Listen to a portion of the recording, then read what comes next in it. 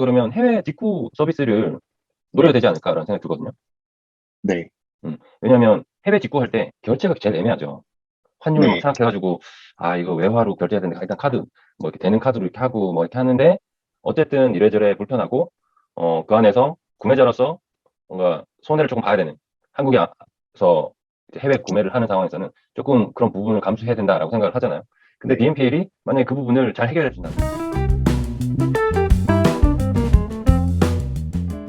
네, 제가 가져온 오늘의 주제는 글로벌 결제, 다코스 BNPL 국내 확산 가능성은이라는 기사를 읽고 재밌다고 생각해서 일단 가져와 봤는데요. 일단 BNPL에 대한 백그라운드 설명을 먼저 드리면 해외에서 이제 Buy Now, Pay Later인 결제 서비스인데 현금의 후 결제 서비스인데 현재 호주, 미국, 유럽에서 큰 인기를 끌고 있습니다. 그리고 소비자 대신 이건 결제 서비스 자체가 소비자 대신 결제업체가 먼저 물건값을 가맹점에게 전액 지불하고 소비자는 결제업체의 물건값을 일정 기간에 걸쳐서 분할 납부하는 결제 방식인데요. 우리나라에서 신용카드로 무이자 할부인 개념인 것 같습니다. 그리고 일반적으로 소비자 수수료 할부 이자가 없고 해외는 무이자 할부 시스템이 국내처럼 잘 되어 있지 않기 때문에 무이자가 큰 메리트로 다가온다고 일단 기사에서 읽었습니다. 그리고 신용 등급이 낮거나 안정적 소득이 없는 사회 초년생 MZ세대한테 굉장히 인기가 많고 일단 BNPL 기업은 돈을 어떻게 버나라고 보면 소비자로부터 수수료하고 할부 이자를 받지 않기 때문에 높은 이제 기존 카드사보다 높은 가맹점 수수료를 받고 있습니다. 2.5에서 4%인 가맹점 수수료를 받고 있고요. MZ세대 BNPL 소비자가 증가하면서 BNPL 가맹점 수 또한 꾸준히 증가 중입니다. 그래서 일단 가설을 세우기 전에 이 표를 해외하고 국내 BNPL 결제 서비스를 비교한 표를 만들어 봤는데 일단 크게 해외 BNPL 서비스 결제 서비스는 핀테크 기업 위주이고요. 국내 BNPL 서비스 같은 경우는 이제 시작하는 단계인데 IT, 빅테크 기업 위주로 BNPL 서비스를 제공하고 있습니다. 일단 여기서 보실 부분은 이제 아직까지 국내에서는 할부 결제가 되지 않고 있고 2, 30 쿠팡 같은 경우는 50만 원의 소액 결제만 가능하고요. 아직까지는 온라인 쇼핑에서만 가능합니다. 그리고 유일하게 판매자 수수료를 받는 기업은 네이버이지만 보유 포인트, 선불 결제에 있어서 보유 포인트를 먼저 모두 사용해야지 후불 결제 서비스가 이용 가능합니다. 일단 그래서 이 기사를 읽고 제가 세운 가설은 해외 BNPL 결제 비즈니스 모델은 국내 결제 시장에서 경쟁력을 가질 수 없다라는 가설을 세웠고요. 이를 뒷받침하는 근거 세 가지를 볼 수 있는데 첫 번째는 외국에서 차별화된 BNPL 서비스는 국내 신용카드 결제에서 이미 보편화되어 있기 때문에 경쟁력을 가질 수 없다고 생각했고요. 두 번째는 BNPL 가맹점 수수료 자체가 지금 한국에 있는 신용카드사 가맹점 수수료보다 2배 이상 높기 때문이고요. 그리고 마지막으로 세 번째는 BNPL 수수료 유례 규제가 있을 것이라고 생각을 해서 경쟁력을 확보할 수 없다고 일단 생각했습니다. 일단 첫 번째 이유를 보면은 외국에서 차별화된 BNPL 결제 서비스는 이미 신용카드 결제에서 보편화되어 있고 한국은 이미 신용카드를 이용한 무이자 할부 거래가 꾸준히 활성화되어 있었고 신용카드 발급 절차 또한 국내에선 더 쉽기 때문에 해외만큼 BNPL 수요가 높지 않을 것이라고 예상했습니다. 실제로 이걸 검증해 봤을 때 한국에서 사용하는 신용카드를 이용하는 비중이 다른 나라들보다 55%로 제일 높고 이미 신용카드로 아까 말씀드렸듯이 할부 거래가 가능하기 때문에 소비자들은 BNPL의 필요성을 느끼지 않을 거라고 생각을 했습니다. 그리고 두 번째 이유로는 BNPL 가맹점 수수료가 카드사 수수료보다 높고요. 이거를 계산을 해본다면 BNPL 결제 구매 건수 곱하기 평균 구매액 곱하기 수수료율을 볼 수 있는데 서비스 이용자 수가 많지 않거나 평균 구매액이 높지 않으면 굳이 가맹점들이 BNPL을 도입할 이유가 없다고 생각을 했습니다. 그리고 두 번째로 BNPL을 만약에 가맹점이 도입했다고 쳐도 수수료율이 높으면 상품 판매 가격이 더 높아질 수 있다고 또 생각을 했습니다. 그리고 마지막으로 수수료율에 규제가 있을 거라고 생각을 했는데 카드사 같은 경우에는 가맹점 수수료에 대한 규제를 좀 세게 받고 있는 입장인데 BNPL 서비스 같은 경우는 이제 규제가 아직까지 없기 때문에 카드사에 이제 반발이 있을 거라고 생각을 했고요. 만약에 반발이 있었을 때 BNPL 서비스의 수수료율 그리고 결제 한도에 대한 제한이 생길 것으로 생각이 됐습니다. 그리고 실제로 규제에 따라서 수수료율이 낮아진다면 매출 또한 감소할 거라고 생각을 했습니다. 실제로 검증을 해봤을 때 기사들 몇 개 읽어봤는데요. 네이버페이 아까 표에서 보셨던 네이버페이의 후불 결제 같은 경우도 기존 선불 결제 수수료하고 동일하기 때문에 매출 규모에 따라 2.0에서 3.3%를 가맹점들한테 받고 있는데 카드사들이 이제 간편 결제가 카드업이랑 비슷하다고 생각하기 때문에 같은 수수료 규제를 적용해야 된다는 입장을 내놓고 있었고요. 네이버의 후불 결제 시범 운영에 있어서도 카드사 반발이 심한데 만약에 BNPL 기업이 실제로 국내 시장에 들어갔다고 치면 더욱더 큰 논란이 발생할 것이라고 생각을 했습니다. 그리고 마지막으로는 BNPL 서비스 자체가 국내 경쟁력을 확보할 수 있는 방법은 무엇인가 한번 생각을 해봤었는데 일단 첫 번째로 IT 기업의 기존 고객을 어필하는 방법이 있을 것 같고 두 번째로는 기존 은행이 BNPL 서비스를 도입할 수도 있다고 생각했습니다. IT 기업 같은 경우에는 외국처럼 가맹점 수수료에 의존한 수익성을 확보에 집중하지 않고 좀 편리한 결제 서비스를 제공한다고 하면 기존 회원을 플랫폼에 머무르게 하는 목적으로 BNPL을 활용할 수 있을 거라고 생각을 했고 기존 은행 같은 경우는 BNPL 결제 서비스를 이제 은행이 갖고 있는 금융 플랫폼에 흡수시켜서 MZ 세대를 주 타겟해서 미래 고객으로 전환시킬 수 있다고 생각을 했습니다. 그래서 일단 추가적인 MZ 세대 고객을 확보할 수 있고 소비자의 구매 데이터를 확보한다면 맞춤형 또 그 은행 안에서 금융 상품을 추천할 수 있을 거라고 생각을 했습니다. 그래서 제 결론은 핀테크 기업으로서 제공하는 BNPL 서비스의 핵심은 무이자 할부는 이미 국내 신용카드 결제에서 존재하고 있기 때문에 한국에서는 경쟁력을 확보하기 쉽지 않다. 하지만 IT 기업이나 은행은 새로운 후불 결제 서비스로 기존 회원을 락인하거나 젊은 층의 고객을 끌어들일 수 있다라는 결론을 냈습니다. 네, 제 발표는 여기까지입니다. 네, 뭐 전반적으로 앞쪽은 뭐 이견의 여지는 없는 것 같은데 이 경쟁력 확보 방법이 어, 그 기업들은 IT 기업들은 BNPL 서비스를 좋아할까요? 좋아하지 않을 가능성이 많을 것 같은데. 왜냐면 그러니까 구조가 약간 애매한 거죠. 수수료를 많이 받아서 그거를 챙기는 건데 판매자로부터 네, IT 기업이 거기서 그걸 어떻게 해결해 줄 거냐. 여전히 그 수수료를 낮추지는 못할 거고 카드사보다 좋은 차별화된 서비스와 경쟁력 있는 수수료가 아니면 안 될 텐데 더군다나 뉴커머니까 새로 네, 이제 진출하는 사업자로서 그게 안 될 거니까 IT 기업하고 뭘 한다 하더라도 이제 더 주지 않으면 고객은 오지 않죠. 그렇게 보면은 사실 뭘 어떻게 해야 될지는 잘 모르겠어요. 이게 안 되면 여기는 더 그렇고 은행은 각 은행들은 다 카드사들을 거의 보유하고 있고 네, 자기 식구가 있는데 BNPL을 키운다라는 거 약간 말이 안 되죠. 그렇게 보면 다시 돌아가서 네, BNPL의 국내 진출은 억지로 생각해 본다 그러면 해외 직구 서비스를 노려야 네, 되지 않을까라는 생각이 들거든요. 네, 왜냐하면 해외 직구할 때 결제가 제일 애매하죠.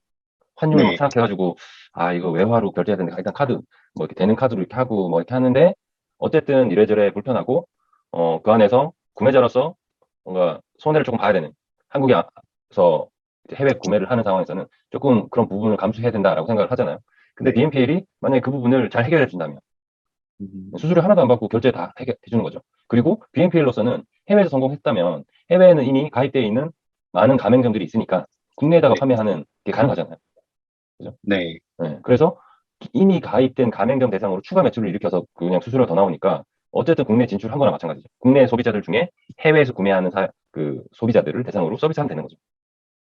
그럼 직접 해외 가맹점에서 국내 소비자한테 바로 사드리게 한다는 말씀이신가요? 그러니까 실제로 풀필먼트나 그 통관 절차 이런 것들은 좀 고민이 필요할 것 같은데 네, 결제는 어쨌든 BNPL이 기존의 자기 입장에서도 기존의 BNPL의 어떤 비즈니스의 차별성을 해하지 않으면서 한국에 있는 몇십만 명, 그 규모가 얼마나 되는지 모르겠어요. 제가 그걸 숫자를 여러 번 봤는데 꽤 작지 않아요, 이게.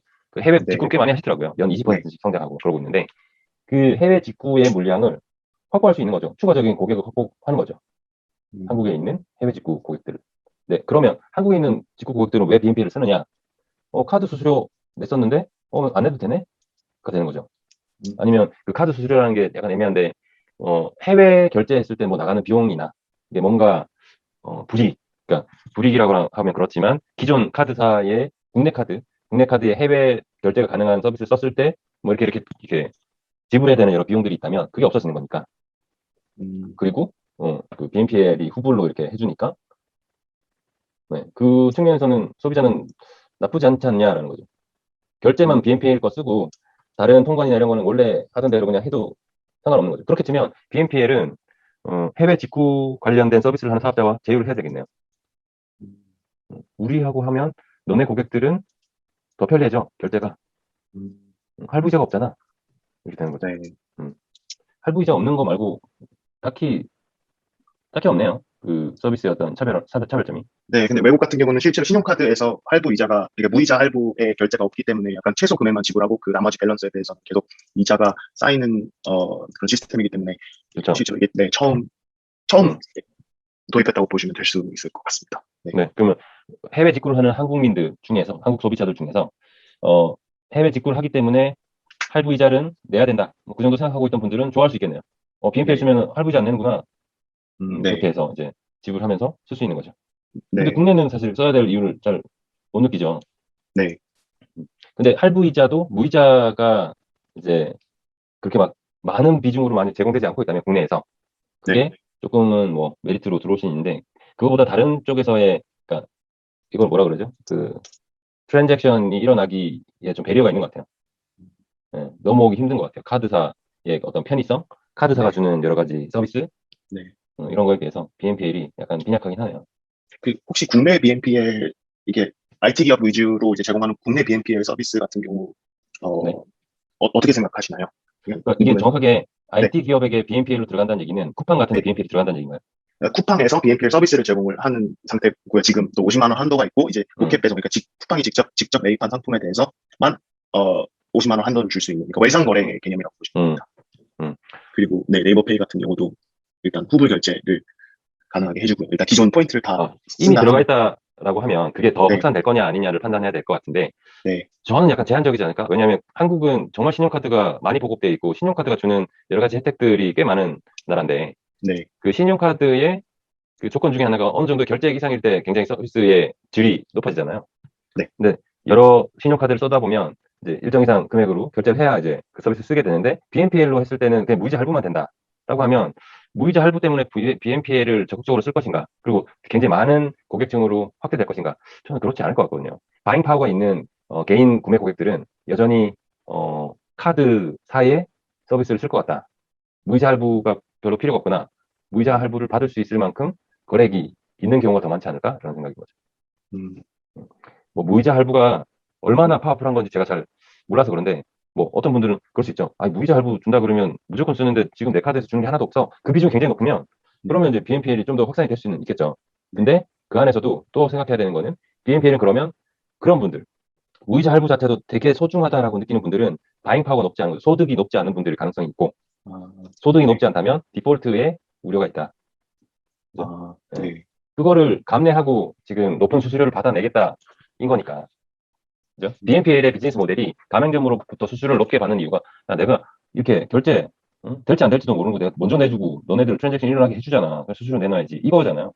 네, 그렇게 보면 한국에서 BNPL의 서비스를 좋아할 수 있는 사람들은 대부분 경제력, 구매력이 낮은 소득 수준이 낮을 수 있는 분들이 가능성이 있고 할부이자를 좋아할 거니까 네, 할부이자도 안 냈으면 좋겠어. 뭐 이러고 있었는데 여기 안 낸다. 이렇게 되는 거니까 음, 예, 소득이 높은 분들은 사실 할부를 하지 않죠. 또는 한 방에 그냥 결제하는 그냥 거죠. 결제하죠.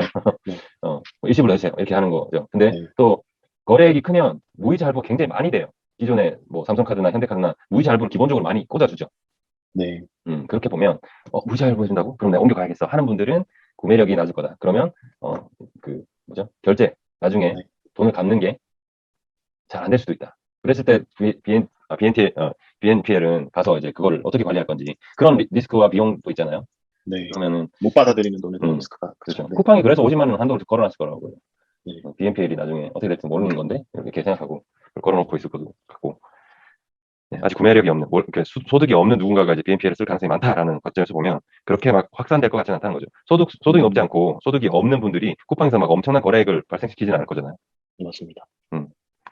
BNPL 쓰다가 네, 이제 취직해서 월급이 들어오고 고정적으로 소득이 생기면 나 삼성카드 쓸 거야 이렇게 바뀌지 않을까. 네, 그렇죠. 네, 그럴 가능성이 좀 있죠. 특히 우리나라니까 우리나라는 좀 그럴 수 있죠. 네. 오케이 그래도 재밌네요. BNPL이라는 얘기는 한번 들었었는데 한국으로 진출한 줄 몰랐어요. 네, 근데 이제 이게 해외 기업이 우리나라에 진출한 거는 아니고, 그러니까 국내 기업에서 BNPL 결제 서비스를 제공한다. 그러니까 아 그런 거예요? 완벽히 똑같은 모델은 아니지만, 그러니까 일단 아, 우리나라에서는 그러니까 할부가 되지 않고요. 해외는 할부가 됩니다. 우리나라 실제로 다음 달 15일, 쿠팡 같은 경우 다음 달 15일, 뭐 네이버페이 뭐 선택 5일, 15일, 25일 중에서 하나 골라서 그냥 한 번에 다시 내야 되는 그런 개념. 아, 네, 그럼 네이버와 쿠팡이 네, 그거를 직접, 네, 네, 흉내 내는 거네요. 네, 오케이. 네, 그거면은 그런 플랫폼 사업자들, 이커머스 플랫폼 사업자들이 그 구매력 낮은 그쪽 그 이제 저연령대, 연령이 좀 낮은 그쪽도 이제 좀 타겟하려고 하는 거죠. 타겟하겠다라는 생각이 나요. 네, 10대, 20대 네. 초반 여기도 내가 타겟해서 우리 서비스 안으로 들어오게 하겠어라는 생각을 하고 하는 것 같네요.